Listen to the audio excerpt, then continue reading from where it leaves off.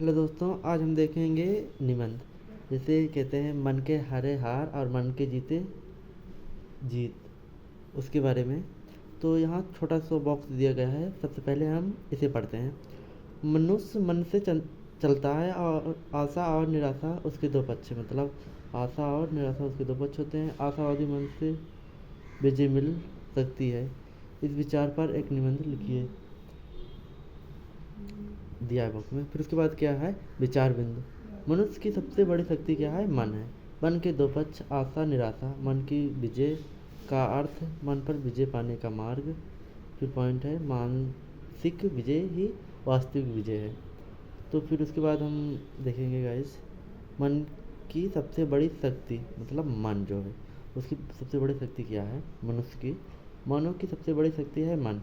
मनुष्य के पास मन है, इसलिए वह मनुष्य है, मनुष्य या मानव है। मानसिक बल पर ही मनुष्य ने आज तक की यह सभ्यता विकसित की है। मन मनुष्य को सदा किसी न किसी कर्म में रत रखता है। फिर उसके बाद अगला पॉइंट है, लिखेंगे मन के दो पक्ष हैं, आशा और निराशा। आप जब निबंध लिख रहे हैं तो पहले लिखेंगे मनुष्य की सबसे बड़ी शक्ति मन है।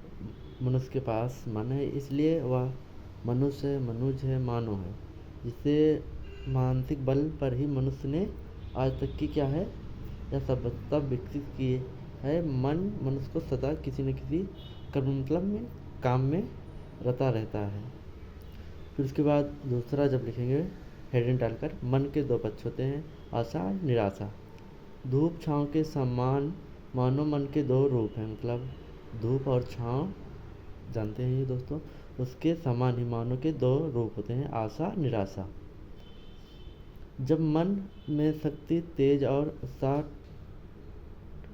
ठाठे मारता है तो आशा का जन्म होता है। इसी के बल पर मनुष्य हजारों विपत्तियों में भी हंसता मुस्कुराता रहता है। फिर इसके आगे देखेंगे, फिर इसके आगे है गाइस, निराश मन वाला व्यक्ति सारे संसाधनों से युक्त होता हुआ भी युद्ध हार बैठता। मतलब जो निराश मन हो जाए जब, तो व्यक्ति ना सारे साधनों से, मतलब उसके पास सारे संसाधन होने के बाद भी क्या होता है, वो युद्ध हार बैठता है। पांडव जंगलों की धूल भागते हुए भी जीते और कौरव राजसी शक्ति के होते हुए भी हारे। मतलब आप महाभारत देखे होंगे गाइस, पांडव जंगलों में भी रहकर भी क्या हो गए, युद्ध जीत गए थे। और जो कौरव थे वो राजसी, मतलब राजा की तरह जीते, तभी वो युद्ध हार गए। अतः जीवन में राजसी सेना भी थी कौरव पर। अतः जीवन में विजयी होना है तो मन को शक्तिशाली बनाओ, मतलब खुद को के मन को जो है ना, पहले शक्तिशाली बनाओ। किसी पर चीज़ पर विजय पानी है तो आपका मन जब शक्तिशाली हो जाएगा ना दोस्तों, तो आप किसी भी चीज़ पर विजय पा सकते हैं।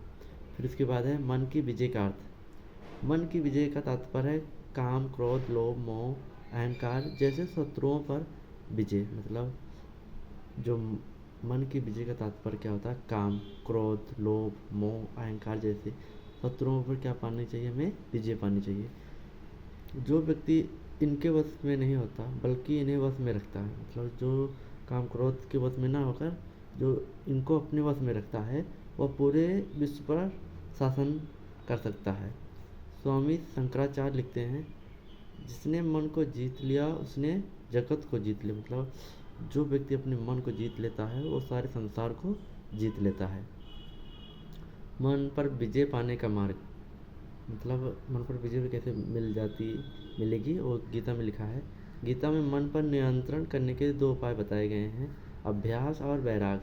मतलब आपको अभ्यास करना है और वैराग मतलब छोड़ना है किसी चीज़ को, वैराग। यदि व्यक्ति रोज रोज त्याग या मोह मुक्ति का अभ्यास करता रहे तो उसके जीवन में असीम बल आ सकता है। मतलब उसके मोह मुक्ति का अभ्यास करता रहे रोज डेली, तो उसके अंदर क्या है, एक असीम बल आ जाएगा। मानसिक विजय ही वास्तविक विजय है। भारतवर्ष ने विश्व को अपने मानसिक बल से जीता है। भारतवर्ष ने क्या है, विश्व को अपने मानसिक बल से जीता है, सैन्य बल से नहीं। यही सच्ची विजय भी है। भारत में आक्रमणकारी शताब्दियों तक लड़ जीत कर भी भारत को अपना ना बना सके, क्योंकि इनके पास सैनिक बल नहीं था। शरीर बल से हारा हुआ शत्रु फिर आक्रमण करने आता है, परंतु मानसिक बल से परास्त हुआ शत्रु स्वयं इच्छा से चरणों में लौटता है। इसलिए हम प्रभु से ही प्रार्थना करते हैं, हमको मन की शक्ति देना, मन विजय करे, दूसरों की जय से पहले खुद को जय करे। फिर मिलते हैं एक नेक्स्ट वीडियो में।